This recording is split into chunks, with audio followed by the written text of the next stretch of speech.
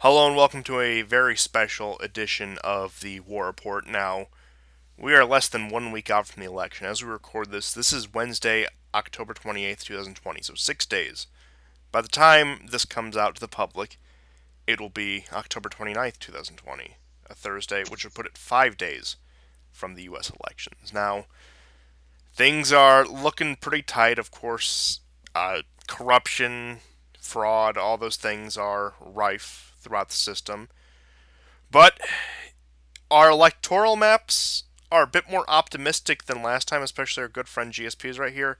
Not enough Slavic pessimism, in my opinion, but hey, what are you going to do? Now, just to explain mine first, Pennsylvania, I do think in a fair election would go red, especially with Biden's inconsistencies on the energy industry, how little he's campaigned at all, to the fact where Trump has campaigned more in the last week than Biden has since the Democratic convention. Just to put that in perspective. The different ad buys and the strategies throughout each different state.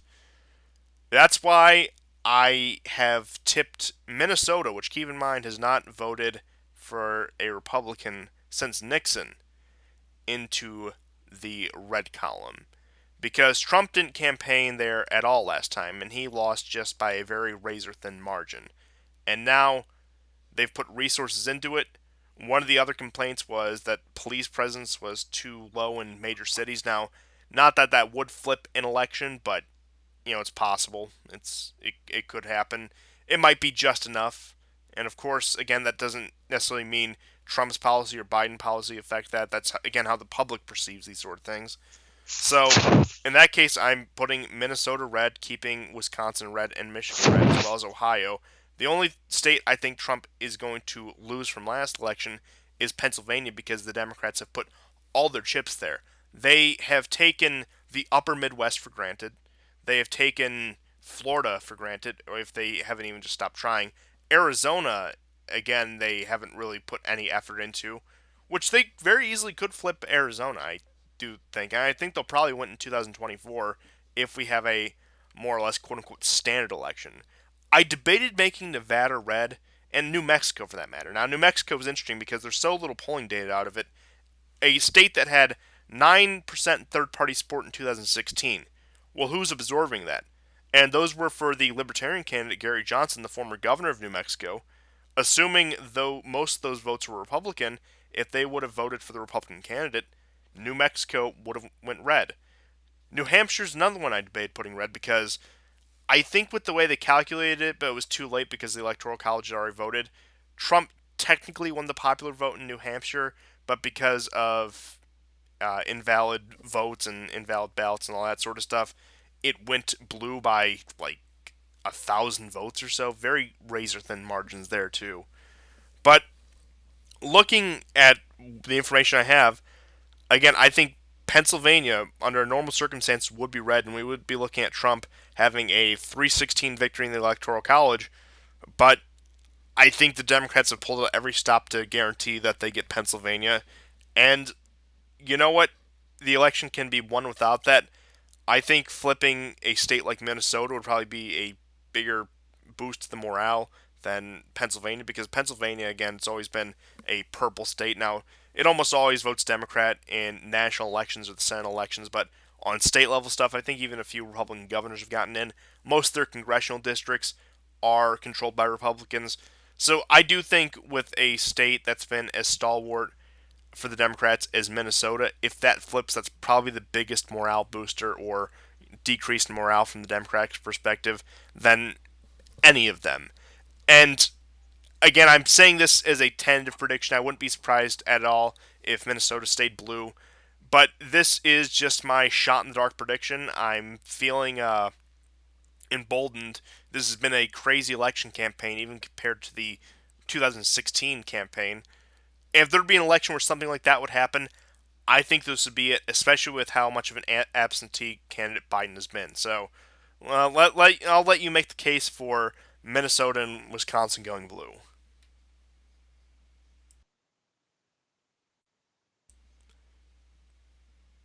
Oh, Well, I'm not an expert on this, but I kind of see um, Minnesota. I can't remember the map exactly, but I kind of see Minnesota probably remaining blue, uh, simply because it's a hard hit city, and I don't think the lesson was put forward that if Trump is reelected, that this kind of looting and arson and riots are going to cease. And there's a lot of small business owners who could be persuaded, or the general public could also be persuaded. Oh boy. So, what about Wisconsin? You just a gut feeling? Yeah, I'm not so sure. I'm not so sure that that that it's going to go red. Again, we're relying on polling, and a lot of people are going to receive cold calls asking who are you going to vote for, and the intimidation factor compared to 2016 is far, far higher. And you could see people probably being afraid that the information about who they're going to vote for is going to come out. So I don't think we're getting maybe the clearest picture about um, I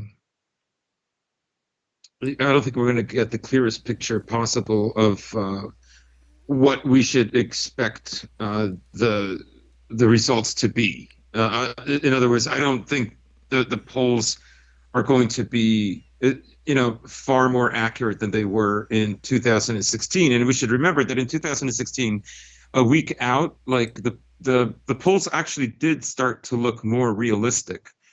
They were still wrong, but they did look more realistic. And I'm kind of guessing that that's probably the same thing. But again, there's a greater intimidation factor for people that are going to vote Republican to lie about it. Yeah, I would definitely agree. Sort of the quote unquote silent majority effect, where a lot of the people who will vote for Trump are going to keep their mouths shut about it because it's such an untenable and unpopular position. Where, I mean, nobody wants to admit that in public because it is met with, at best, just mockery and scoffing, and at worst, in some of the more uh, democratic areas of the country, outright violence, if not losing your job, these sort of things. So I understand that point of view where they may think that, oh yeah, it's not safe to say I'm voting Republican, and that's what I did think happened in 2016, why there was such an upset. Now it does look like Biden has taken a sharp decline in the polls. Now he's still ahead in the aggregates for a lot of the battleground states. National aggregate, which again doesn't really matter for the U.S. presidential election, he still has a healthy lead on, but yeah, like I said, aside from Pennsylvania, but because I think they've put so much effort into making sure it goes blue, this is my map. Just 10 points less than last time, which again, it's uncommon for an incumbent to be elected with less electoral points. The only two cases were Woodrow Wilson in 1916 and Barack Obama in 2012. So, not really great role models for the presidency, if you ask me. Neither one of those, but I don't know. I think he can pull this off, but I will say, even in the event of a Biden victory, I don't see either candidate surpassing 300 electoral votes. And on your map, I had it cut off, but it was a 276 to that was the margins Trump won by. But yeah, I don't see either one winning with more than 300 votes. I think it's going to be between that 270 and 299 range. Mm-hmm. And this is, of course, like I said, we're in the home stretch.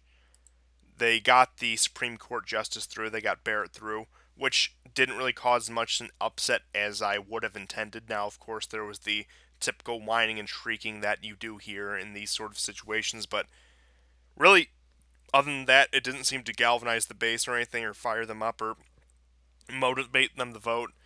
And as usual, again, Trump has been darting from state to state, going to all these battleground states.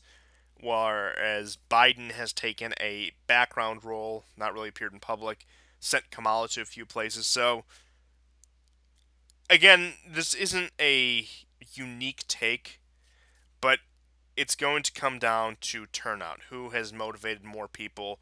Who has gotten their voters out? Who has fearmongered more about the other candidate? And I think just in terms of voter enthusiasm or scaring the electorate about the other candidate, Trump wins one handily and wins the other slightly. Not to mention, I do think minority turnout is going to be a big factor this election because I think, despite what is said, Kamala Harris will turn out some more of the black community, which was part of my original prediction for Michigan, saying that it would turn Michigan blue.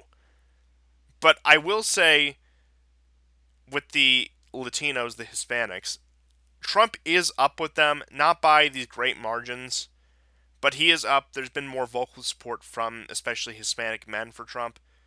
But I do think the biggest thing when it comes to their turnout, it would be them just not showing up rather than showing up to vote for one candidate or the other. Where if you can have a group that, again, votes probably about 65-35 in the Democrats' favor, if a lot of them just stay home because they're dissatisfied with the Democratic candidate, then that's going to take a chunk out of it. And I believe from the most recent polling I saw, which I don't know how accurate this is, Trump's numbers with working class whites have stabilized to around 2016 levels. So I think he has the recipe to be uh, reelected right here. I think he has the makings of that. The other big problem is, of course, we probably won't know the results on election day or even the day after because of all the mail ins and the other alternative methods of voting. And that's also been a point of really big concern. Now, we could very well, I don't think this will happen just because of the electoral math, get a repeat of the 2000 elections. But instead of Florida being contested and being the one that decides the election, we could see this fiasco over Pennsylvania. Yeah, I mean it's possible. Also, a lot of votes are already in, and I think the major thing that people are probably worried about is the voting isn't going to stop. Like I don't think we can safely know who's won the election on November the 3rd because there's still 3 more days of counting because the polls will still be open for 3 more days for mail-in ballots. Um, Now,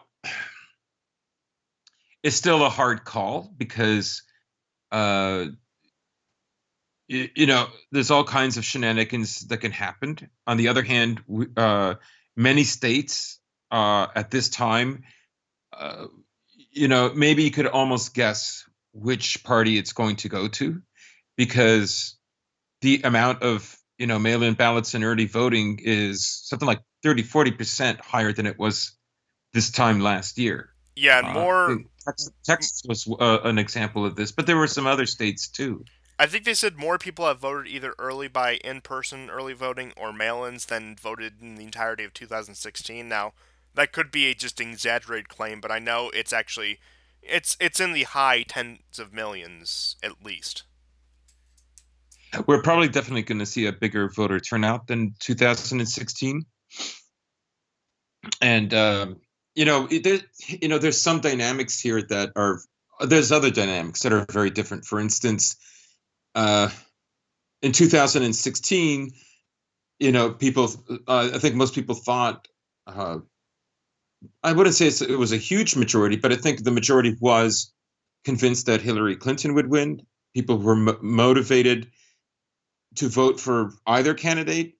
The motivation for Trump was higher, probably because many who became disillusioned with the DMC because of Bernie didn't show up to vote, but thought it was more or less in the bag that Hillary would win. But this time around, what you've got is people that are motivated to get Trump out, and they don't care how many gaffes Biden performs because Biden and Kamala Harris they they represent the system, and on an intuitive level, people know that. Like those ads by Trump are hilarious. Where you see this cackling Kamala and America burning up in flames from June and throughout the summer. Some of it is from Kenosha and so on, and like I mean, it's a poignant ad in the sense that Trump isn't really responsible for this. He really, I mean, he is. He could have called it, but he would have been called a dictator. And do not forget that most of these governors would not let him. They didn't want him. They didn't want him to meddle in their affairs, as it were. You only have to mention Seattle and Portland for this.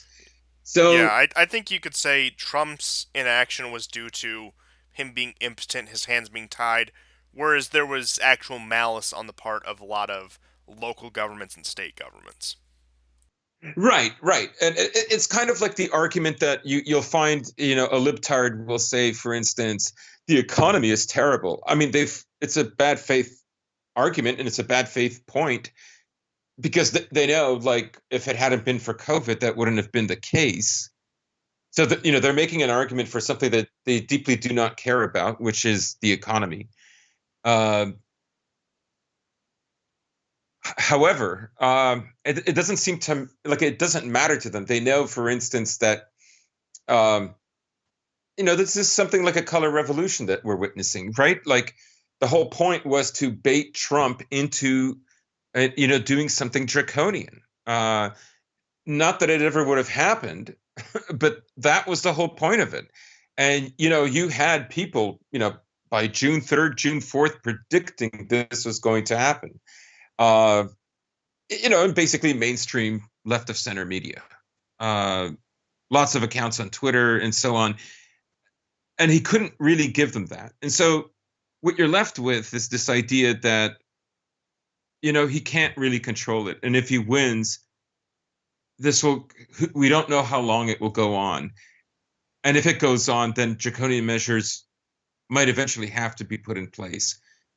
It's uncertain, and I think for a lot of people, they understand that the system is very upset that Trump got elected, that they cannot tolerate another 4 years. Like, never mind, the libs basically just represent the emotional reaction, or the quote unquote emotional reasoning why he can't be there, right? Like everything that he's supposed to be, which isn't true, is thrown out, Nazi dictator and so on. But, like, make no mistake, the system cannot afford to have him in office. That is real. And what we're witnessing in these riots, like I said with Trump's ad, is that, well, it's really the Democrats behind this, and they are. It is them. And he's saying, like, well, if you vote me in, this will stop. Well, I mean, how will it stop? Honestly, I'm kind of disappointed in terms of that. Just from a strategy standpoint, he did this kind of stuff in 2016. I don't understand why he doesn't do it now. Start Soros baiting. Start saying, well, Soros and all the liberal elite billionaires are behind these. Now, there's been some of that in the conservative media, but not from Trump himself. And again, in 2016, this kind of stuff was happening. I don't think he ever. I can't remember whether or not he actually invoked the name of Soros, but I know pretty much he hinted that, oh yeah, a lot of rich liberal elites, billionaires are behind this. Look at what they're trying to do to us and do to this country. Now, I think he could really run with that right now if he would not even just like name Soros, but just do it, just name that kind of rhetoric, just play that kind of rhetoric again. That I think he'd be doing a lot better, even among moderates right now, if he would just do that or would have done that. Right, right, and that would escalate things. And just to finish off, another thought came to me. To finish off what I was saying was, one of the reasons that they predict that Trump is going to be a dictator is because they're basically saying it, that if he's reelected, this will not stop, and that will push Trump to the point that he will have to be a dictator in order to stop it. Like, they're projecting, they are writing the script, definitely. Now, if he doesn't do it, then I you're going to have a highly destabilized country. we're going to witness the most powerful country in the world on a social level completely destabilized. So in a sense, that's why they're already forecasting that he might turn into a dictator, because in a sense, that's the only other option they see that he has, because they can't picture him for a second time doing nothing. Yeah, So it's a and very interesting dynamic.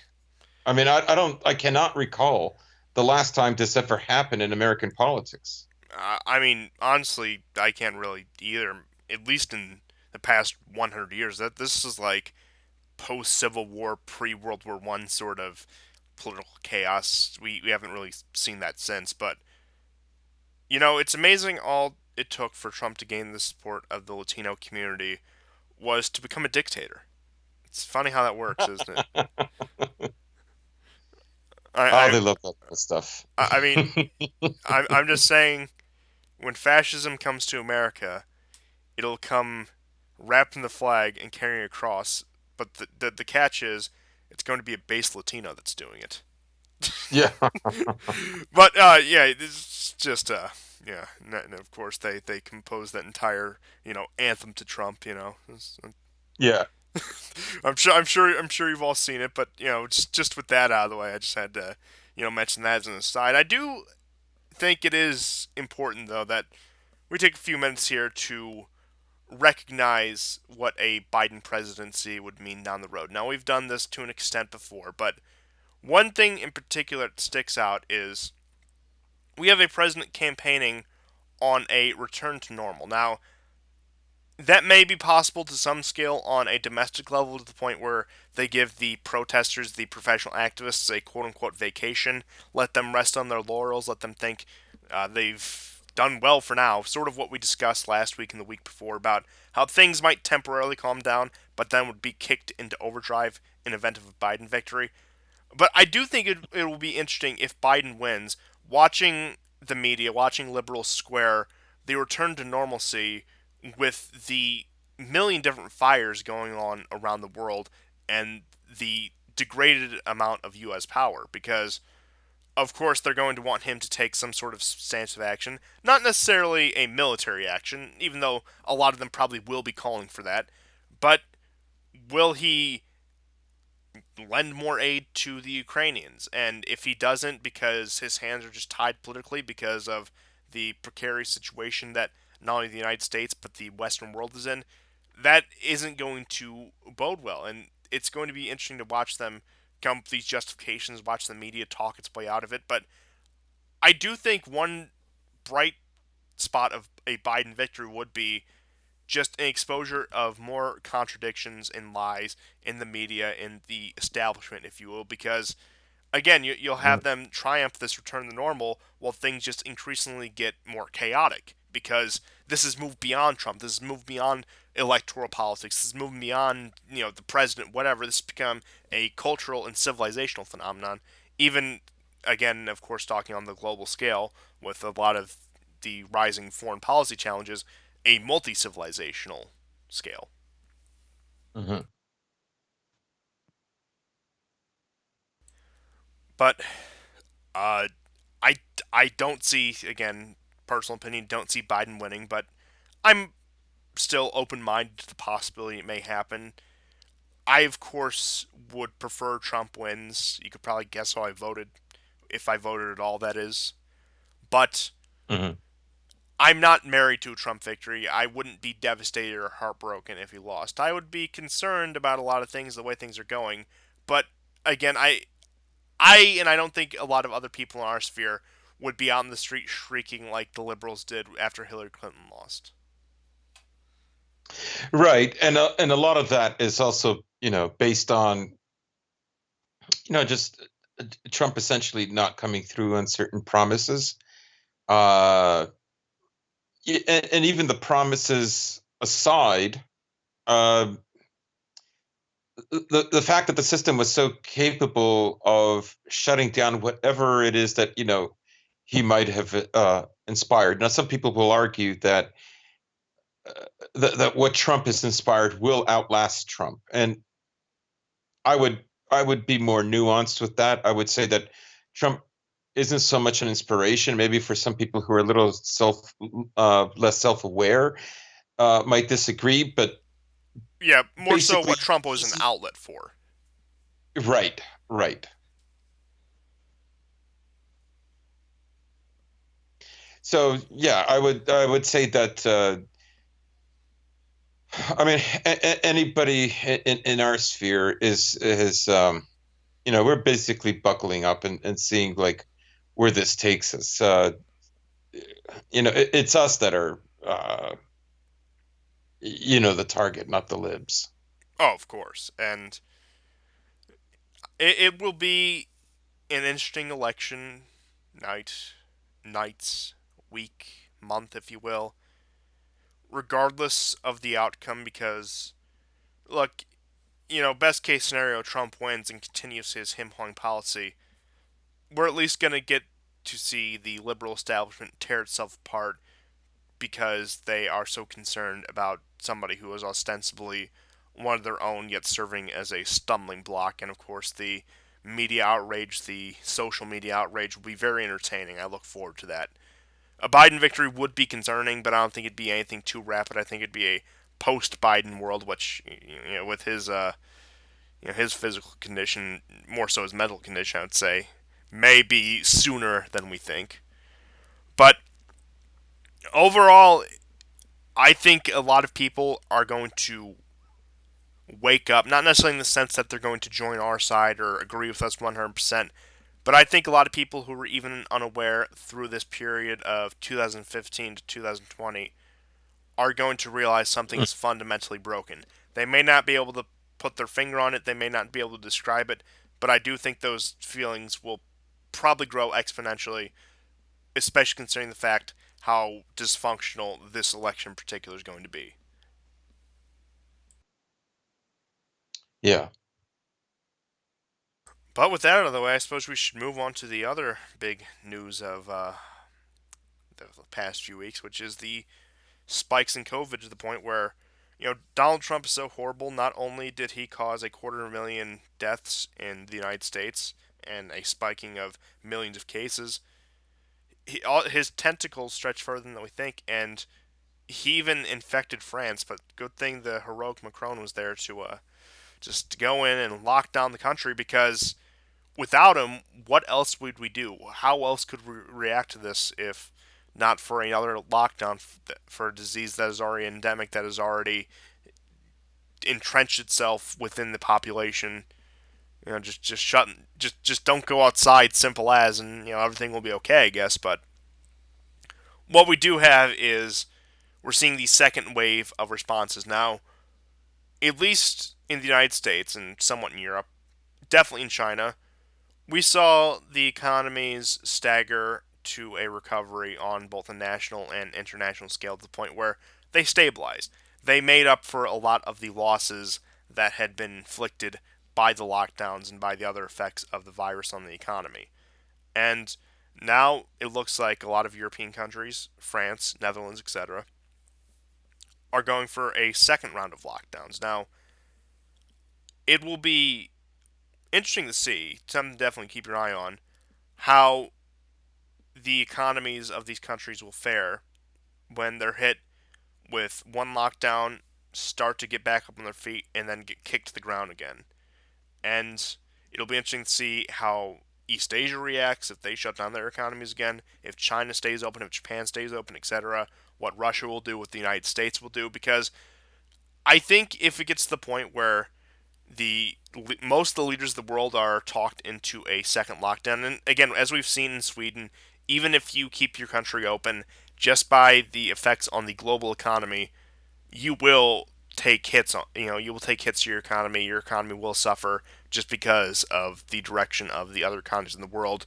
With our, of course, globalized system where trade is of the utmost importance. So even if Trump wins and says no more lockdowns completely, like overrides all the governors, whatever, everything gets back to normal. If most of Europe is shut down, keep in mind the EU, I think, technically makes up our largest trading partner. I know they're at least up there with China and Mexico, etc.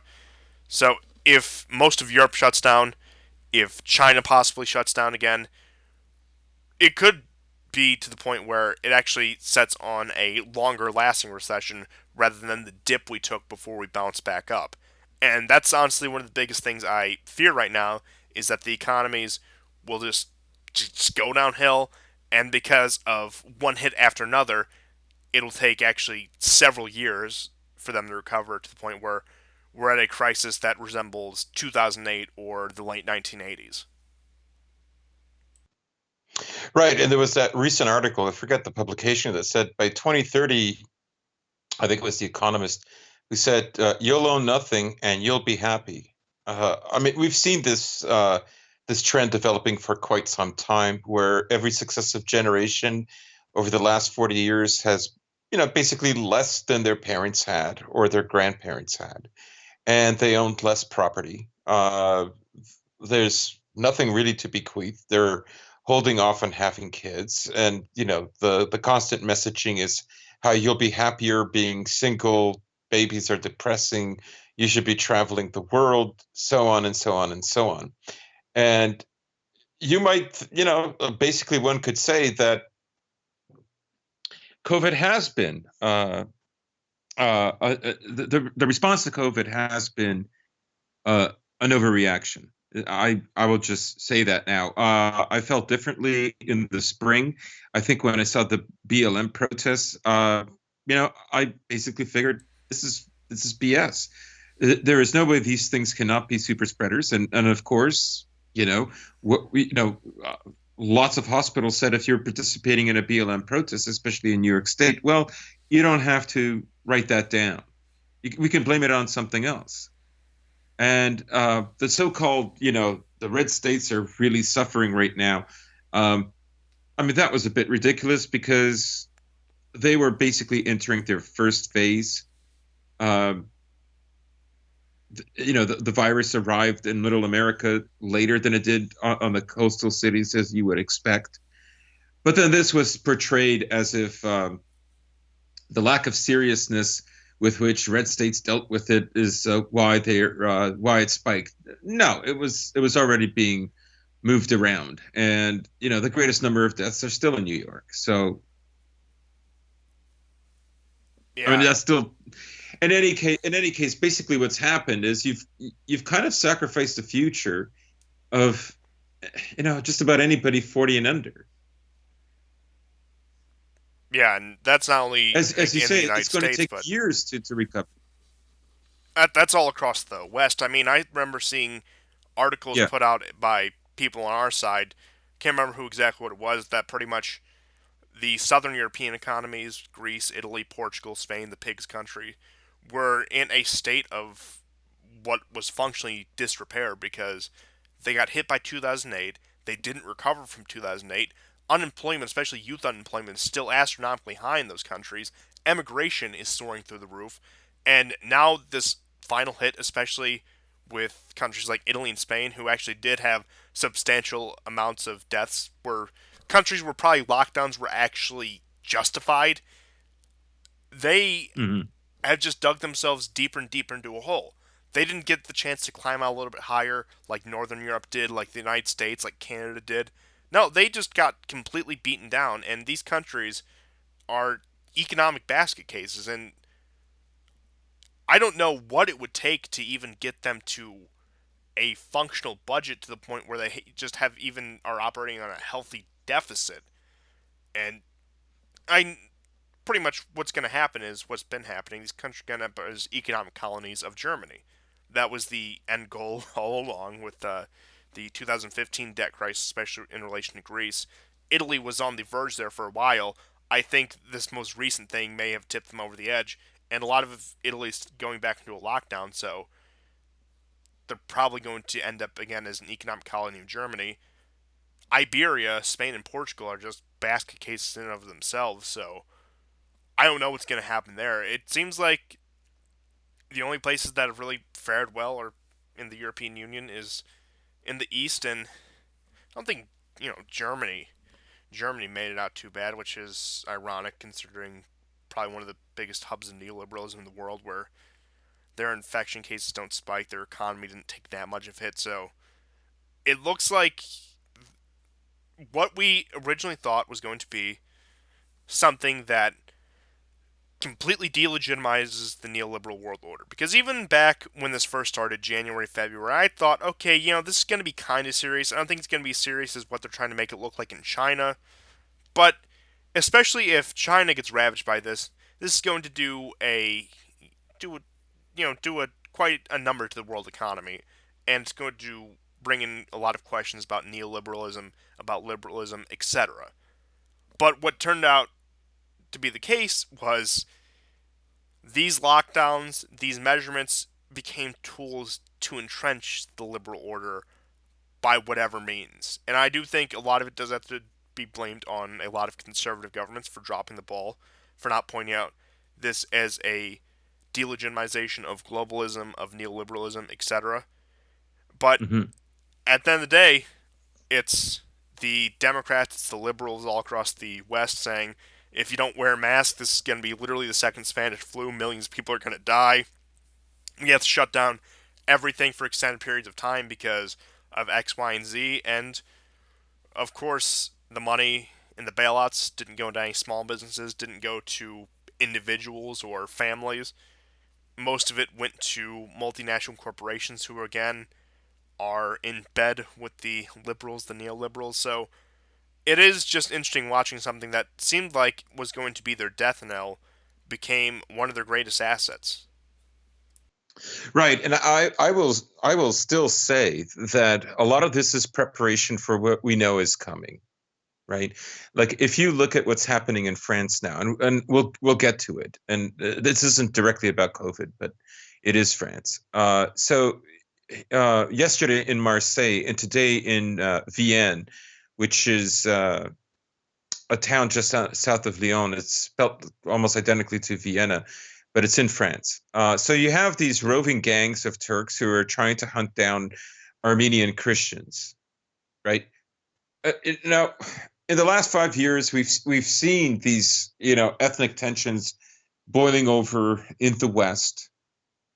We've seen everything from like let's say right wing guys who will shoot up a mall, like that guy in El Paso. I believe it was El Paso a year or two ago, right? To the BLM protests, to including the BLM protests back in 2016. Well, I saw actually a case of Turkish Muslims siding with right wingers to go against Antifa in Austria. So, but again, you're getting these all kinds of weird sort of ethnic conflicts. I think one of the weirdest ones I ever heard was in California, 2017, 2018. Mexican and Kurdish street gangs were fighting each other.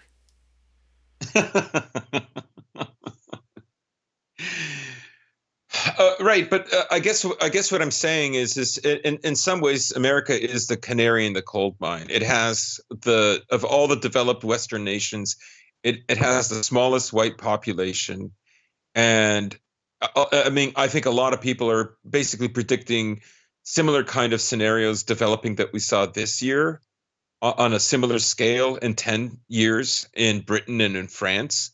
And you could look at it this way, right? That the overall trend that we've been seeing for the last 40 years is a stagnant economy, migration resulting in low wages, and that the buying out of small businesses, the consolidation of power amongst very wealthy individuals is in a line with this decadent lifestyle that's always constantly promoted, and that as much as this causes chaos, it does seem to be a kind of chaos that they can manage. That is, no one is going to ever be rich enough. No one's going to get that oligarch who's going to support like a grassroots effort that's going to support, let's say, a nationalist. And I kind of look at this tanking of the economy also as a strategy to deal with where we're going to be inevitably in 10 years. You know, on the one hand, there will be agitation because people will be poor. On the other hand, people interpret that, elites, I'm going to presume, interpret that as a way to be more fully prepared to control people who will simply not have the financial means to rebel, Yeah, right? Like, hopelessness, destitution, etc. It's going to You see, when Right. you get to a certain point, especially in the Western world, where they're going to be poor and destitute relatively, but still living too comfortable lives where they really want to do anything about it. Whereas, again, it would take a crisis that actually would affect the elites to the point where the population would get so poor it actually rises up. Now, of course, we'll see the kind of stuff we've seen this year, such as street violence, demonstrations, etc. But it's not going to be anything like in Syria or Libya, where Mhm. roving gangs just decide to overthrow the government. Of course, there was other outside influences in those two scenarios, but the point stands. And again, you make the point that it was a short-term loss for a much more substantial long-term gain that they were willing to give up the profits of, or stock market numbers of this year if it meant increasing them exponentially in later years. And of course, they're going to do this to their own populations, and with places like Germany, they're going to do this to other countries where they step in and take a more active role in these other countries in their economies, etc., because they have become completely destitute. Now, how much will the United States do that? France does to a degree. Germany definitely does within Europe. China is probably the most infamous case. You hear a lot about investments and repossessions in Africa and Southeast Asia, but it has become, ironically enough, just a consolidation of power by the people who you would have thought it most threatened. Mhm. Mhm. But I suppose with that, we can move on to Belarus and Russia and Tinovskaya's Day of Reckoning, which was supposed to be on Sunday, and I'm Yeah. still waiting. October 25th came and went. No Day of Reckoning, no overthrow of Lukashenko, no mass demonstrations in the streets. Allegedly, Minsk had a rally that had 100,000 people there. Tried 10,000. It, the way they tried to Yeah. spin it, the mental gymnastics they did with those camera angles was unlike anything I've ever seen. Where look at this crowd of this small crowd of women. This is 100,000 people protesting against Lukashenko's tyranny, and it wasn't. And it goes back to what we keep on saying about Belarus. For the time being, it has been won. It has been staved off. The West is not getting their hands on Belarus. Now, how Russia will deal with Lukashenko and their relationship with Belarus, I think, is the bigger story, the bigger question as of now, because Lukashenko is probably completely screwed his own political career by becoming so ardently anti-Russia, even for the short amount of time he did. Whereas in return for that, he was spurned by the West. I think Russian frustrations that we've discussed have grown to the point where they will not tolerate him in office. I'm sure they will find a more peaceful method of removing him. I doubt they're going to invade the country. It may be through the Union State. It may be through political pressures, etc. They may give him, again, a nice little resort on Zhukov Island. Let him hide out in northern Russia. Spend the rest of his days in you know, relative luxury compared to what he could be experiencing, which is the Gaddafi treatment. But Yeah. ultimately, I think, especially now that the Day of Reckoning has come and gone, despite all the Western support for Tianovskaya, her meeting with Western leaders such as Macron, it's fallen off the radar. I think Belarus has become an afterthought, especially with the new spikes in COVID, with the recent terrorism in France, with the U.S. presidential election. I think they probably chose the worst time to strike at Belarus, and it definitely did not pay off for them to nobody's surprise. Right. I think it's a done deal. There was some story that was surfacing that Pompeo might have already spoken to Lukashenko, but again, that was on the 24th that was supposed to have happened. I didn't see another story, qualify that. I mean, it could have happened, but the material results are nothing. Like Lukashenko is still in power. The protests are going nowhere. They're not committing to violence. So, if they intend to get rid of Lukashenko, this is going to take a very long time. And winter is coming. Yeah. But yeah, I don't, you know, I'm very sure that Moscow is looking for somebody else right now to replace him. Uh, there's more talks of a final union between the two countries.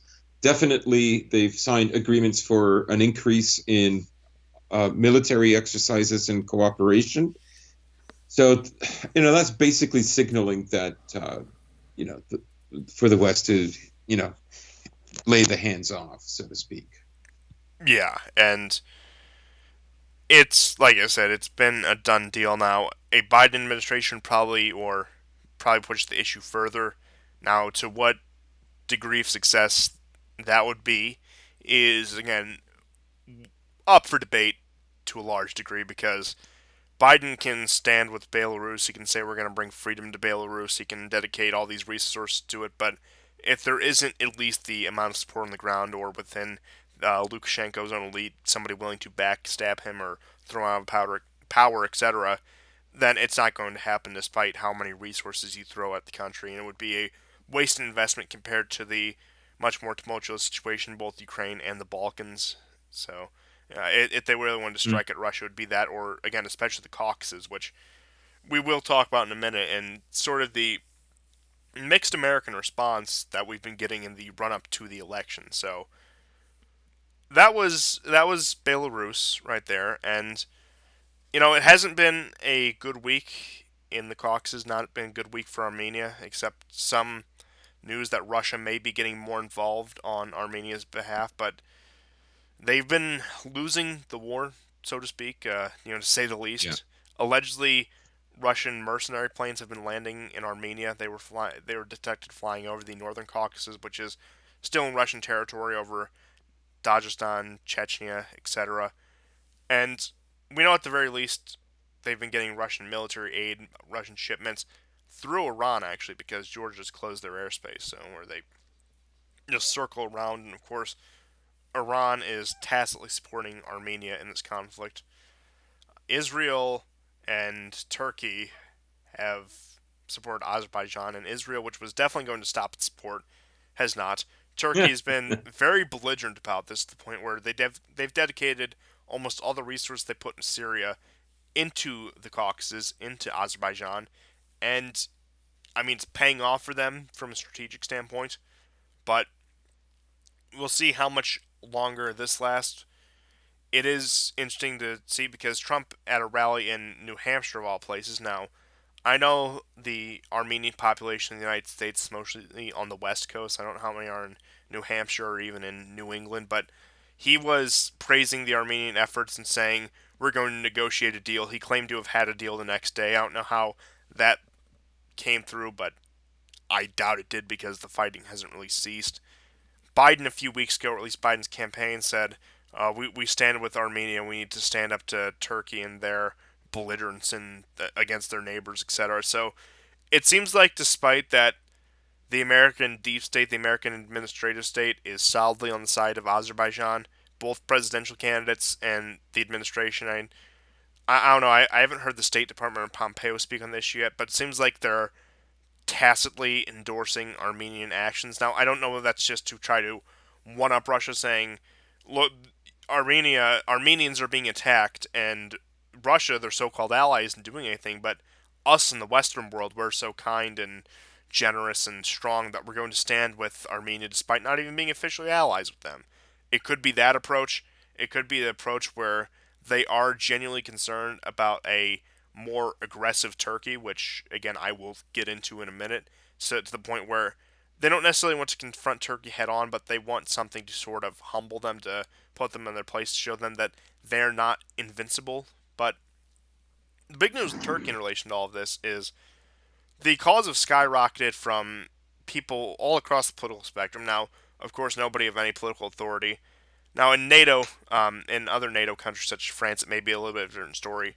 The movement that Turkey should be expelled from NATO. Now, the people who call for that fundamentally do not understand the purpose of NATO as an anti-Russia bulwark, even to this day, to the point where Turkey is probably the second most important member after the vast economic and military resources of the United States. Just geography alone makes it the second most valuable member of NATO, to the point where if you want to deter Russia, you have to have Turkey on your side.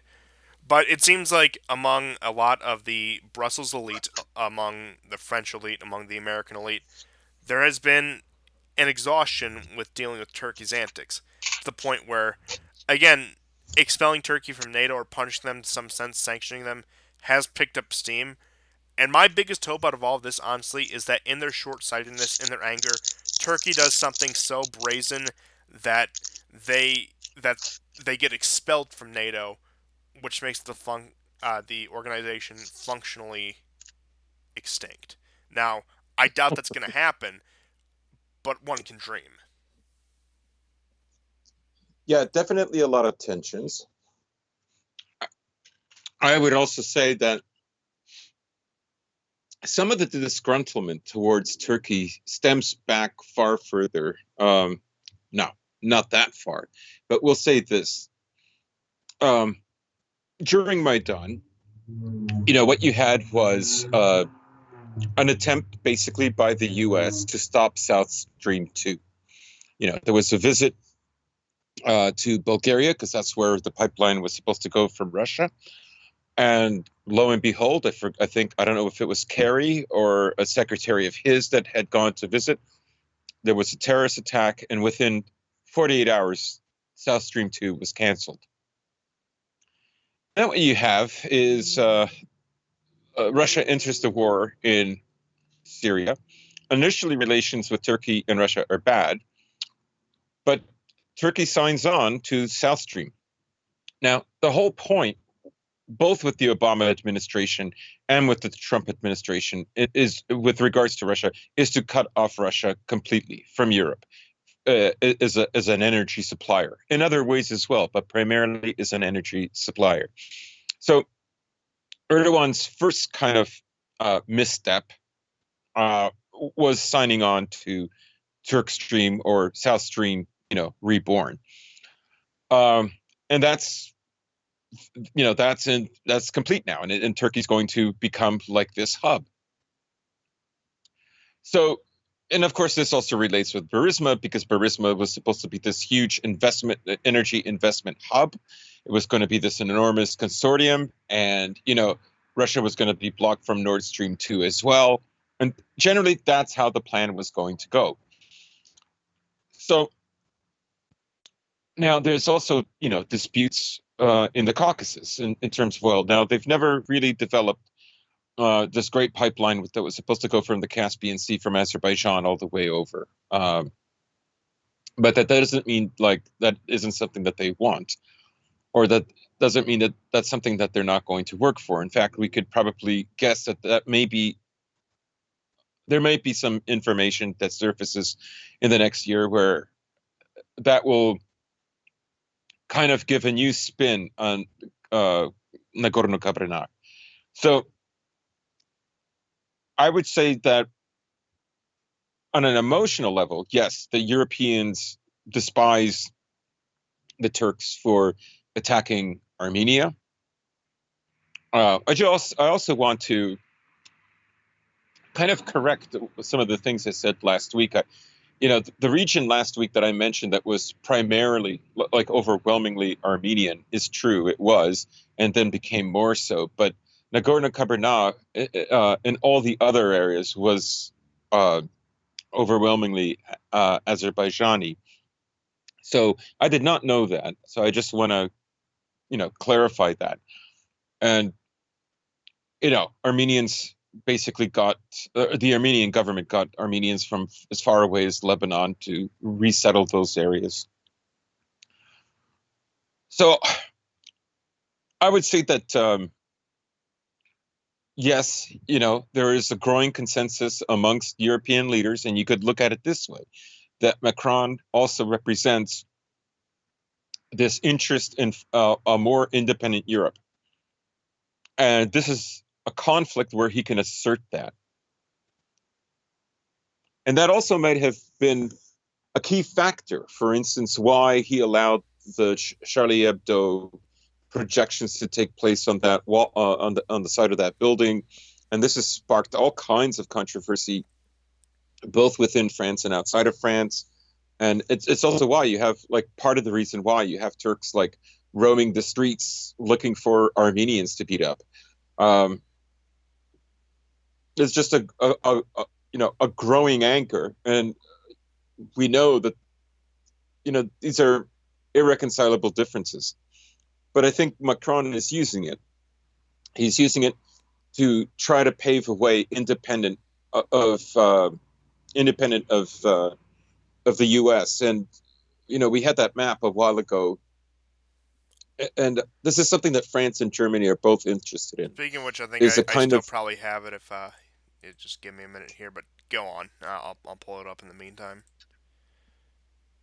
So, yeah, I would say that Macron is interested in building a consensus for an independent continental Europe. I'm not saying he's going to succeed, but criticizing Turkey, they've already have disputes over Libya, for instance.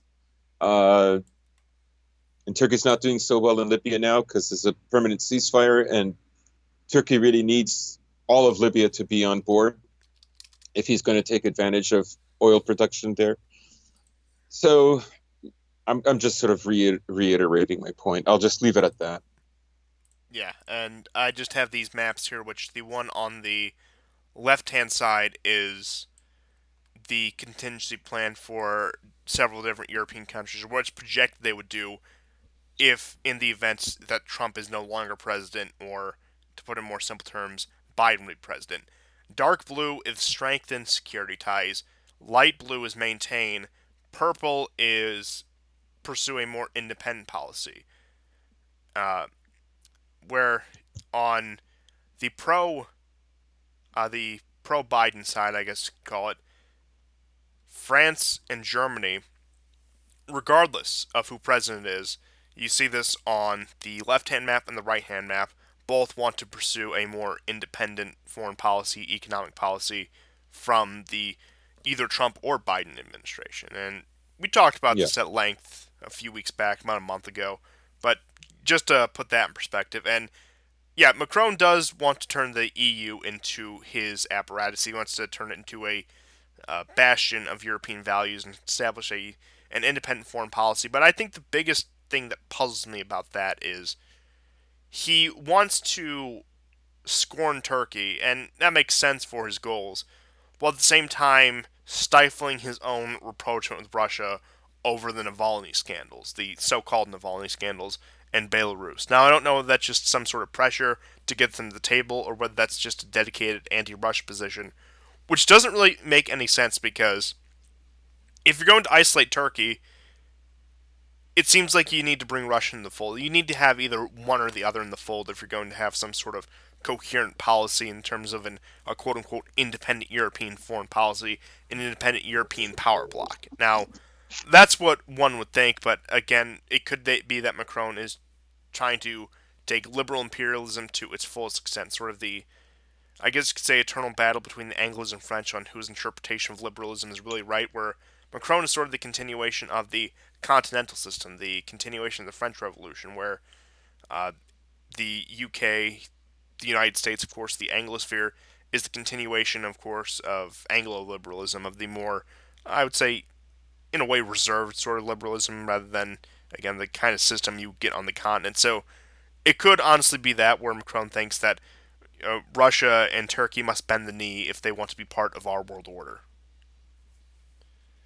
Right, and it's also good signaling because he has to counterbalance it. What he's going after, and Germany's being quite, quiet about it, but what they're seeking is something that would ultimately limit power, American power in continental Europe. So he can't go full board and start courting the Russians. So he has to play this sort of double-sided game, as it were, where he's tough on Russia, but the issue of a more independent Europe is a separate matter altogether, and that he's capable of containing Russia without America. Yeah, that it seems like that's where he's going with that. But I do think it's, I understand why he's taking the approach he does towards Turkey, but I do think it's weird that if he's trying to do that, that he's so quick to isolate Turkey, and whether or not that's a fair trade-off for what he's actually trying to do, whether tolerating them or writing them off is the better decision. And I have no problem with Macron sowing more division in NATO, but just from a purely strategic standpoint, it seems foolish.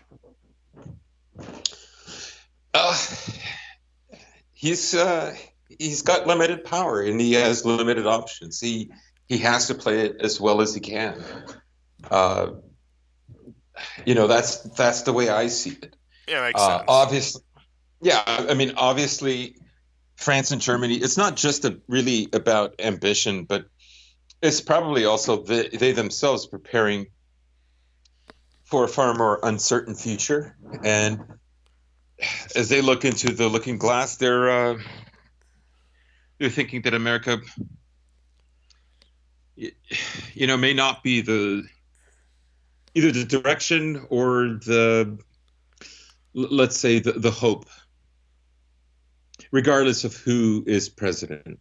Yeah, that it won't be as reliable it was in past generations, where, for example, under more stable and prosperous times such as the Cold War. But with that out of the way, I suppose let's close out on our Middle Eastern news. Mm-hmm.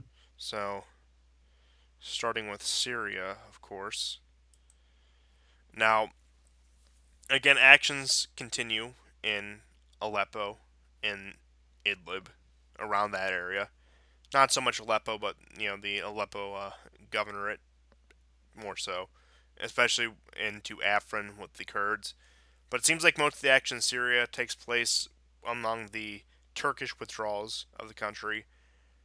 But it looks like the rebels are putting on quite a heated last stand now.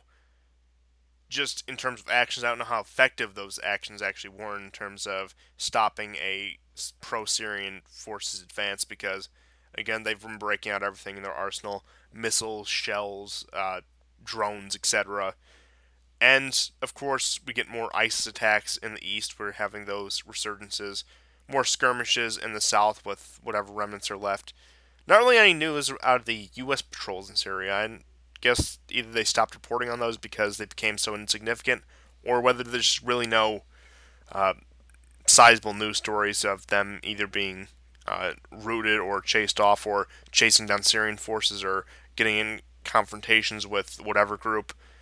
And as I said, Turkey has been pretty quiet on this. They've been withdrawing from the country, but it looks like, especially as election day approaches in America, things are really coming to a rapid conclusion in Syria, as I figured would happen, as it makes sense to the point where they realize this is probably the last time, in the event that Trump loses, we're going to be able to do this for at least 4 more years. Because Biden, look, I'm not saying he's necessarily going to go full bore and start an invasion or bombing in Syria, but it would become a much more complicated situation. The U.S. would be much more entrenched in the country after that. So I do think, again, we're seeing what we've been seeing for about the past month, just the rapid cleaning up on whatever various factions side before there is a major shift of power in Washington. Now, I know that wouldn't take effect until, of course, January of the new year, but just the news of who the next president is going to be still causes a ripple effect throughout all these situations throughout the world. Mm-hmm. Well, I think it was about just yesterday, there was a major attack that the Russians had put on Idlib. I don't know if this is Tahrir al-Sham, but they might have changed their name to Falak al-Sham. So this is basically Turkey's closest proxy army in Idlib. The Russians bombed a training center. It killed at least 35 and wounded another 50. Those are still sort of early conservative estimates. And it's basically a strong message to Erdogan, and is most definitely related to what's taking place in Armenia right now and Kabarna, but it's also the ongoing development in Idlib. I honestly think that Russia is probably going to do this as well. They have a history that if one of their special forces men is taken out, Russia retaliates, and they retaliate in a very big way. Um, so, as you mentioned, Turkey is continuing to move forces out of there, and there's a 2 month, maybe 2.5 month window right now where significant gains can be made by the Syrian army as a result of this. Yeah, and I think especially now is the time, and it looks like unless Turkey is pulling a very complicated game of 4D chess or some grand strategy that is beyond all our comprehensions, I don't see them making some sort of comeback, and this looks like a full retreat from Syria, a full concession, at least in northwestern Syria. Now, that occupied zone, that zone they invaded for in the Kurdish parts, it doesn't seem to have been any withdrawals from there. It seems like that's stayed pretty stable. It's sort of their peace corridor where they're going to try to resettle refugees. So it could be that they're taking the resources they would have put in there into that peace corridor, quote unquote, as they called it about a year ago this time. So at the end of the day, it looks like Turkey has taken a more hands-off role in Syria than it has since the beginning of the conflict, at least when it comes to its engagements with the government of Syria, with the Assad government and its allies, because of focuses elsewhere. Now, as you said, in Libya, which we will discuss here in a minute, there's been a ceasefire there, but it seems like it, again, of course, mainly for the Caucasus and whatever conflicts may be brewing in the future, especially that relate to the Islamic world or the Turkic world. Mm-hmm. And despite the massive territory that Armenia has lost, uh, it has taken a lot of casualties, both from the Azerbaijanis, but also particularly the Syrian fighters that were formerly in Idlib and other parts in the north that were fighting with the Turks. Either against the Syrians or against the Syrians and the Kurds. So there was I think a week or two ago there was even like a protest where like his sort of jihadi partners in Syria were refusing to go. So that's something that's still going on. Erdogan seems to be kind of spreading himself thin right now. He's not really getting the results that he wants. Now, that might have been his gamble all along. It's kind of hard to say because, frankly, when I look at this chessboard, so to speak, I can't totally make sense of it. I mean, I know each place has something to do with oil, and I know that each place has something to do with Russian interests. I get that. But what's the upshot? Like, how bad is it that that Erdogan had to push the country to this? What's the gain? I don't really see it. It seems to me that if he had worked towards economic interests, that he would have gotten more out of this. And there were times in 2018, 2019 where he was in a position with his command over, of course, the Turkish proxies in northwestern Syria, where he could have made a deal with Russia, the European powers, mainly Germany and France in this case, and Syria, where Turkey has a de facto buffer state in northern Syria. And he could have called that a day. He could have called it quits to the point where they have that little wedge around Afrin, around Idlib, and again, that would have actually, in my opinion, been very possible. I think Russia probably would have pressured Syria to take it, which may have caused, very well a rift between those two. Now, would they have split up and would Russia cut off Syria and Syria become anti-Russia? Probably not, but again, it would cause tension, a lot of tension between the two, would call into question Russia's commitment to its allies, where it looked like Erdogan went all in, and it didn't particularly pay off. Now, at the time, there was a lot of wind behind Turkey's sails. There hadn't really been that flare up with the Kurds that was in 2019. It seemed like they had tacit American support. The focus in the Middle East was mainly on the situation with Iran. So it looks like Erdogan made a bet that made sense at the time, went all in, but it just didn't pay off. Like, I mean, I'm very sure that Erdogan is basically behaving in a similar way with limited options, the way Macron has to. On the one hand, he'll work with Russia, for instance, with Turkstream, right? Russia will work with him. You know, they'll say, for instance, there's going to be a coup. It's starting in Incirlik. The Yanks want you out. On the other hand, he kind of knows that he needs to be in NATO. That's a power position.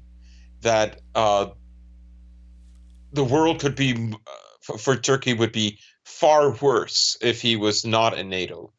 Far worse, and that to some degree. He's also doing this in order to curry favor with the U.S. in the midst of everything that he's doing to anger them, like, for instance, buying Russian jets and buying the S-400. Yeah, and of course, stifling their activities in Syria. I believe, isn't Turkey one of the countries that is ignoring the sanctions on Iran currently? So you have all these different things coming together where Turkey is again playing as a wild card. They're playing within their means. They are punching way above their weight to Erdogan's credit as a statesman. Honestly, look, I don't like what he stands for. I don't like what goals he pushes. But just objectively, somebody who can accomplish both his domestic and foreign policy goals with such ease, you have to admire that to a degree. At least I do. Frankly, I would love Yeah. if my country had a leader like that, but I don't think that's happening anytime soon. I Yeah. Truth be told, I think there's a lot Westerners and Western politicians especially can learn from Erdogan's style of governance if they want to reverse a lot of the trends that are going on in the West. I mean, now they hadn't take as much root in Turkey, but again, with that aside, it looks like I don't think this is game over for him. I think it's far from. I think Turkey will only continue to gain more and more relevance, but it looks like Syria in particular, he's taken a loss there. Right, right. And to what you were saying, to add to what you were saying, he's also imposed sanctions on French products. The whole Sunni Muslim world is now doing this. Pakistan and Bangladesh have even followed suit, and so he is playing this kind of leader that the Pashas did before Ataturk. Where the Sunni Muslim world look to them as the representatives of Islam, both as the state and the religion. And, there are some people that, well, they'd probably be dead now, but they have a grandfather who died not too long ago, who had memories of what life would have been like then. So there's a lot of pride there. That the Turks still have, and they're the ones roaming around, in French cities, causing havoc, and you're seeing French policemen withdraw and basically get out of their way. So all of this, all of these optics, kind of reinforce a lot of what Erdogan had thought about the West. You can see that he did kind of wait for this opportunity. He does seem to be a very good judge of what the Europeans will do and what America will do, and respectively what they won't do. Yeah, and I don't know. I could not have imagined in 2015 that Turkey could just like within Turkey's borders, Turkey taking out Kurds, yeah.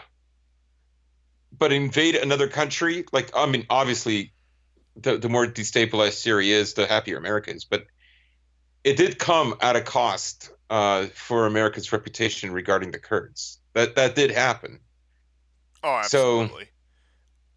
And just further on your point, as you were saying, Turkey also has probably one of the most powerful diaspora groups in the world to the point where yes, they can exert political influence, especially in Europe, to the point where if a the government of France or Netherlands, for example, those are the two big ones, or Germany for that matter, if they do something that the Turkish government doesn't like, they can mobilize rallies of Turkish nationals living in those countries to become, again, extremely nationalistic, extremely patriotic, and take to the streets Turkish flags and hands and all in the middle of major European cities. Now, again, compare that. I'm not saying that Russia has zero influence over its diaspora, and that I think Ukraine has actually been a pretty good example of this, at least in the East. How many Russian counter protesters were at the Maidan? How often do you mhm, see massive rallies of Russian ethnics in Baltic state capitals such as Riga or Tallinn or Vilnius, if you will? How often do you see them in right, Ukraine, Georgia, any of the former Soviet republics? You don't. How often do you see right. just diaspora protests of this degree in general?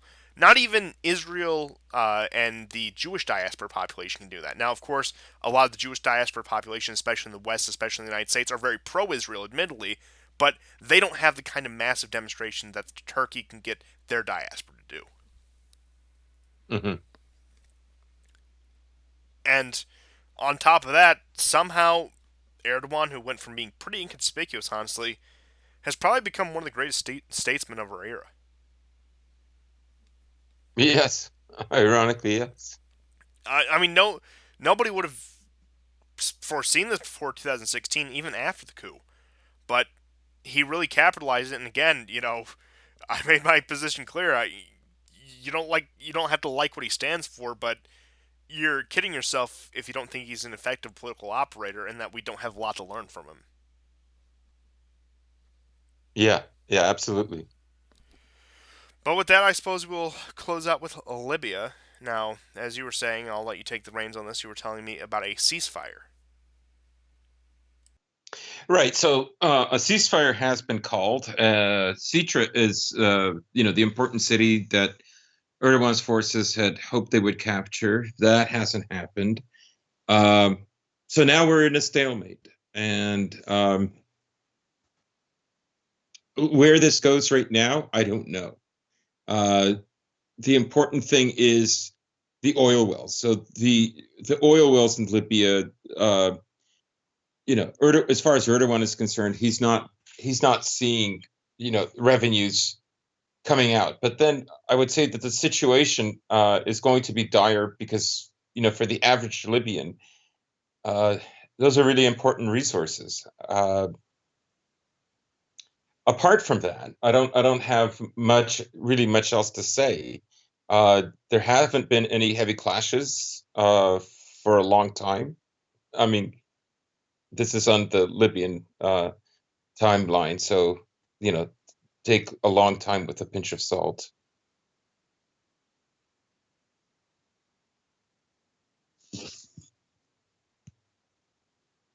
Yeah, but I don't see. I mean, we may have reached the situation in Libya where it's a stalemate, where it's a. Sorry, I don't have the maps did, and I didn't think to grab mine. Didn't think. I thought we would honestly be going on too long with all the other topics we had to the point where we probably wouldn't cover Libya. I'm only throwing it in to round it out, to be honest. So, you're welcome, by the way. But it looks like what we were saying a few weeks ago to the point where it may not be an official partition, but the borders may be partitioning themselves to the point where there are two states within one sovereign entity. Sort of the status quo where we got before, but these two entities will no longer be fighting each other. And honestly, sort of what has become the case in Yemen. It's weird you're seeing all these borders that once existed to a degree, maybe not officially, maybe within another empire, under the jurisdiction of another empire, that these post-colonial states keep dividing themselves along a lot of these borders, and rather than the ones that were drawn for them. So who knows how long this peace could last in Libya? We've seen other similar promising events that completely fall apart, such as several ceasefires in Syria, such as several ceasefires in Yemen, ceasefire in the Caucasus. But it looks like this one's going to stick because I don't think either side really has the drive to keep this conflict going to this, at least to the degree it is, any further for the time being. And there's really no motivation. Turkey has really accomplished its goal. France and Russia have stopped Turkey from accomplishing its goal too far and keeping them at least at bay. Maybe it's a bit of concession. I think it is. But it looks like Libya has calmed down for the time being, and I imagine will flare up again in a few months. But it looks like they're probably going to be on the back burner in terms of at least subjects for this show for quite some time. Yeah, I don't know what the solution is going to be, and a lot of that depends, I think, on the outcome. The outcome in Nagorno-Karabakh. That that's a hard one to guess because I mean we are seeing the prime minister of Armenia saying that concessions will probably have to be made. So it's probably too late. Armenia is probably not going to regain these territories. Azerbaijanis are already creating posts right now to have basically a secure front line, and they'll probably be beginning to then launch rocket attacks, artillery, to stop the flow of any new weapons from Armenia proper coming into the region. Yeah, I mean, I'd hate to say it, but barring any major change, such as, for example, a Russian intervention, doesn't have to be a full boots on the ground invasion or even a military action, but just some solid stance by Russia, which, I mean, could be in the cards. It looks like things were motioning towards that, at least earlier in the week. I think that Armenia has suffered a defeat. I think that's in large part thanks to its pro-Western government and the conduct of that and just the general political dysfunction, as opposed to, I mean, Aliyev, yeah, you can call him a dictator or whatever, but he has Azerbaijan under a firm, stabilized rule, and I think that's ultimately what it came down to. Because both had plenty of foreign support, admittedly, but I think it's the fact that Aliyev had a tighter grip over his country and was able to unify them and actually drum up war sentiments. Maybe not him himself, but Azerbaijan was able to drum up war sentiments, and it looks like, unfortunately, they came out on top this time, and this could be the patchwork solution we look at for the next generation. Now, I'm sure there'll be skirmishes and fighting here and there, but it looks like this is going to be the new status quo, unfortunately. At least that's what it's looking like from now. I mean, of course, things could change. There could be major internal collapse within Azerbaijan, or more likely Turkey, to the point where Turkey pulls their support and this entire project falls apart. But barring that, it looks like this is the future that the Southern Caucasus has to deal with. Yeah. But I suppose that finishes out this episode of the War Report, our last episode before the U.S. presidential elections. Now, will we know the results by next episode? Probably not. Will we have an idea of what they look like? Probably. Will most of our episode be focused on that topic? Definitely. So, if you want to hear about electoral politics, be sure to tune in then. I know we have a lot of non-American viewers and a lot of people who come here specifically for international news, so if you skip next week's episode, I don't blame you, but I'm sure it'll be a good time if you stick around. So, I guess we'll see you guys next time, and goodbye. Goodbye. Take care, guys.